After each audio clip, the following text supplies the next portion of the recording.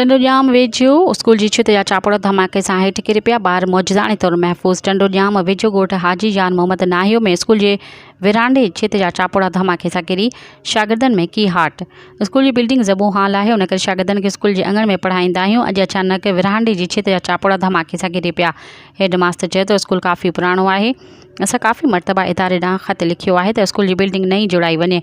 School जा 2 कमरा केॾे महल बि ढही सघनि था, इन करे असां स्कूल जे अङण में शागिर्दनि खे पढ़ाईंदा आहियूं।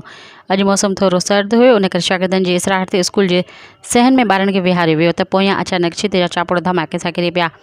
छित चापड़नि जे किरण जो आवाज़ ॿुधी ॻोठाणा वॾे अंग में स्कूल में जमा थी विया। आख़िरी इतलान ताईं हैदराबाद बेहराड़ी जो फोकल पर्सन मोहम्मद हनीफ़ राजपूत पंहिंजी टीम सां गॾु स्कूल जो दौरो करे हेड मास्टर ऐं बाला ऑफिसरनि ताईं स्कूल जे ज़बू हाल जा तफ़सील ॾिना ऐं ॻोठाणनि खे हिकु ॾियारे त ॻोठ हाजी यार मोहम्मद नाहियो में स्कूल जी नई बिल्डिंग जुड़ाई वेंदी। तेसिताईं शागिर्दनि खे मुतबादिल बिल्डिंग मुहैया कई वेंदी। इन मौक़े ते फोकल पर्सन मोहम्मद हनीफ़ राजपूत सां गॾु अख्तर हुसैन, मोहम्मद हयात नाहियो, मोहम्मद वसीम नाहियो, मोहम्मद सुलेमान नाहियो पिणु मौजूदु हुआ। मज़ीद ख़बरनि ऐं तफ़सीलात लाइ विज़िट कयो असांजी वेबसाइट www.awamiNewsHD.com ऐं ॾिसंदा रहो अवामी न्यूज़ HD।